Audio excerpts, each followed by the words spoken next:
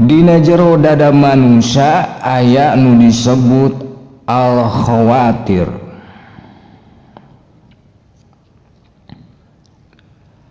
Ari khawatir teh nyaeta lintasan atawa kereteg gerentes harewos anu mangaruhan ka hate.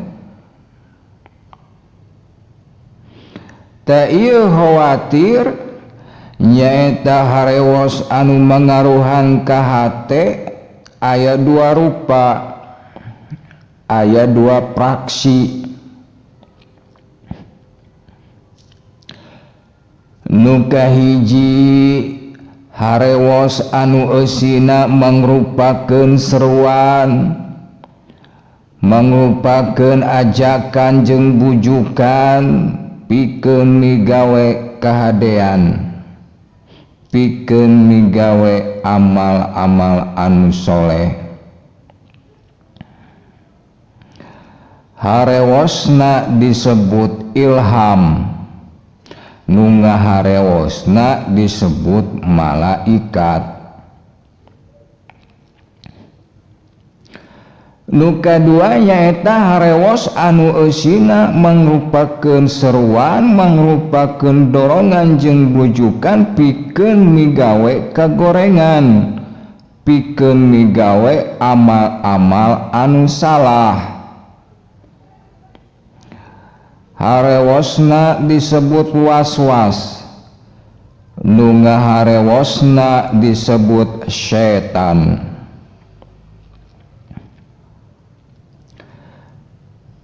Di antara harewosna setan anu disebut waswas teh anu eusina mangrupakeun tipu daya jeung muslihat pikeun mengparkeun urang dina jalan rahmat kana jalan laknat,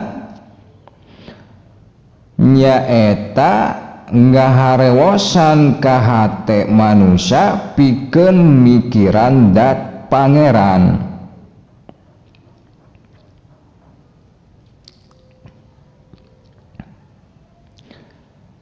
Lamun orang mikiran dat pangeran, kadituna bakal timbul rupa-rupa persepsi, bakal timbul rupa-rupa gambaran, rupa-rupa sangkaan ngeunaan dat pangeran. Anu eta persepsi teh, eta gambaran-gambaran jeung sangkaan teh diklaim diaku salaku pengetahuan kamakrifatan.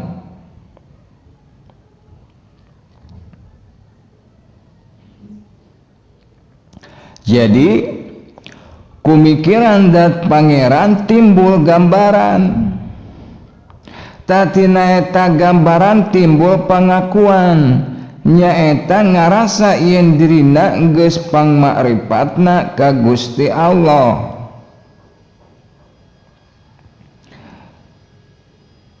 Lamun urang ngalakukeun perkara anu samodel kitu, sing nyaho yen eta teh batil.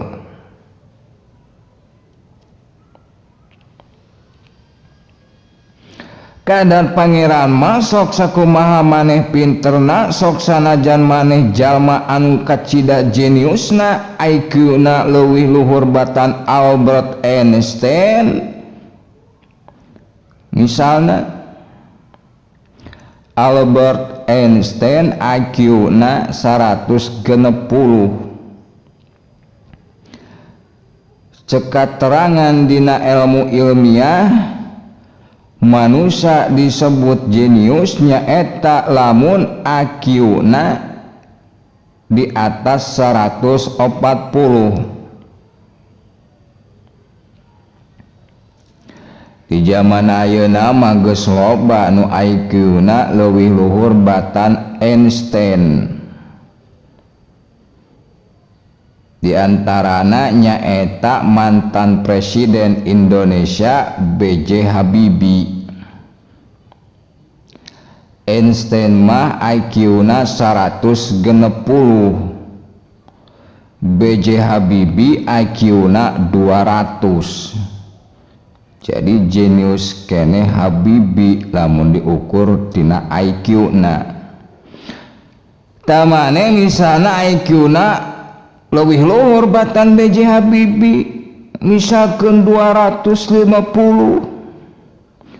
Artina leuwih jenius, leuwih cerdas, leuwih encer otakna. Angger we sok sanajan kitu maneh moal bisa sakumaha canggihna pikiran maneh moal bisa ngahontal kadat pangeran. Sabab geus disengker ku kateranganana laisa kamislihi syai'un.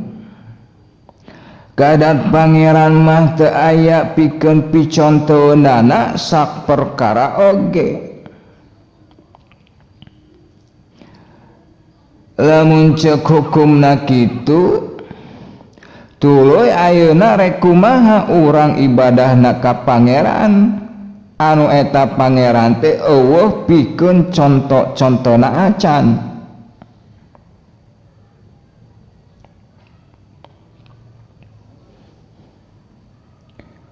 Nah make bingung-bingung teuing, enteng atuh eta mah. Ye ibadah ka pangeran mah gugu parentahna jauhan laranganana sakitu.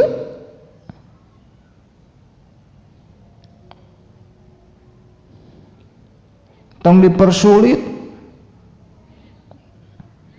da pangeran teh geus ngamudahkeun, geus ngagampangkeun, geus diatur sedemikian rupa supaya eta ibadah teh bisa dilakonan ku manusia sesuai dengan kadarna.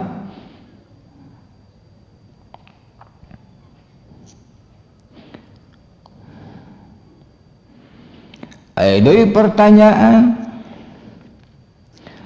lamun pangeran eueuh conto-contona acan rek kumaha urang mikiranana? Deuh tong mikiran zat pangeran. Sabab mikiran zat pangeran mah eueuh parentahna kehed. Teu aya dina hukum Allah anu marentahkeun ka urang pikeun mikiran dat anjeunna maot bukaan. Aya teu? Aya oge tapakaru hoki wala tapakaru holi. Pikiran mah ku urang jajadianana tong mikiran datna, tong mikiran dat nu ngajadikeunana. Jeung deui ceuk kateranganana maha tara bibarika fallahu hilafun dalik. Naon wae anu kumareteg anu terlintas dina diri maneh, dina hate jeung pikiran maneh ngeunaan dat pangeran, mangka sakabeh eta kumareteg teh, sakabeh eta anu terlintas teh nyulayaan kana kanyataanana, pasti sulaya jeung kanyataanana. Kusabab kitu tong mikiran kapal bahdinya pikiran mah ayat-ayatna nyaeta jajadianana, di antarana diri orang we heula nu deukeut. Sababna sabab diri orang ge geus kaasup kana jajadianana. Tingali diri maneh ku maneh sorangan. Namarukankeun dina diri maneh teh lain goib bungkul.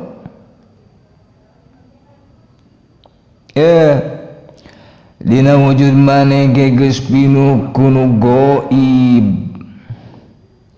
Di antarana panon mah dohir, tapi awasna mah goib.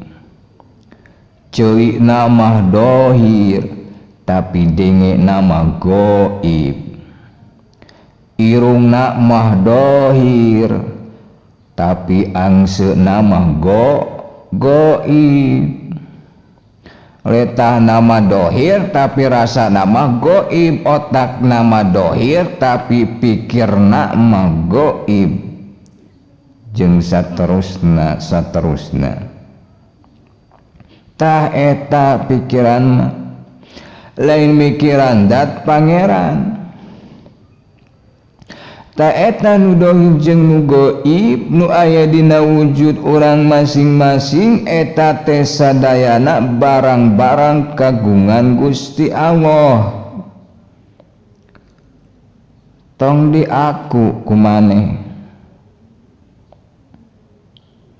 ti luhur sausa pramut nepi ka handap saibas jampal, ti luar nepi ka jero, ti dohir nepi ka batin, tong diaku nu maneh eta teh sadayana barang-barang kagungan pangeran.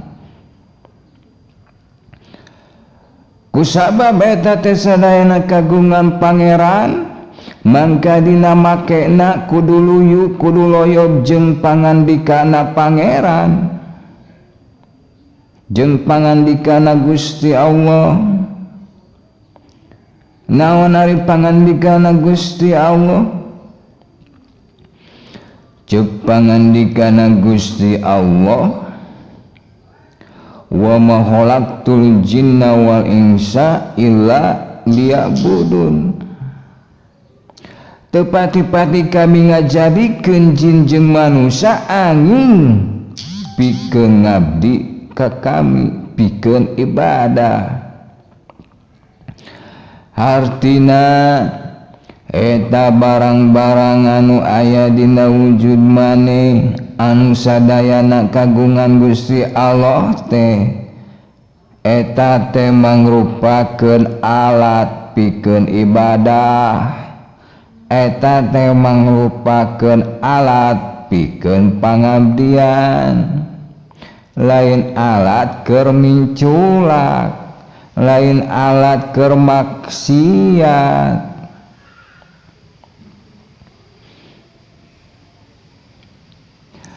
Daku sabab gitu urang sing amanah kumaha carana sateka pola orang masing-masing, ulah aya awas, ulah aya denge, ulah aya angse, ulah aya pikir, ulah aya rasa, ulah aya gerak anu kapiceun. Hartina ulah aya nu kaluar tina ibadah, ulah aya nu kaluar tina pangabdian. Sabisa-bisa kudu bisa, pasti bisa sing jadi ibadah. Ceuk falsafah mah artina urang teh kudu saperti budak angon. Ari budak angon mah ngangon meri atawa ngangon domba. Ari urang mah ngangon nu tadi, ngangon panca indra, catur dia, hawa nafsu jeung sajabana. Ari ngaran-ngaran ngangon hartina urang kudu waspada permana tinggal, ulah bari nundutan. Bisi eta angon-angonan teh ngaranjah sawah batur, ngaranjah kebon batur, kaluar tina pagerna. Artina ieu teka dia ucap, ieu lampah, ieu panca indra, ieu catur dia, ieu nafsu, ulah aya nu kaluar tina pager. Ari pagerna teh nyaeta aturan hukum Allah. Tah ieu nu butuh perjuangan mah medan perjuangan urang masing-masing eta teh. Sabab dina kanyataanna mah geuning hese keneh ngangon hawa nafsu, ngangon panca indra jeung catur tria, tibatan ngangon domba.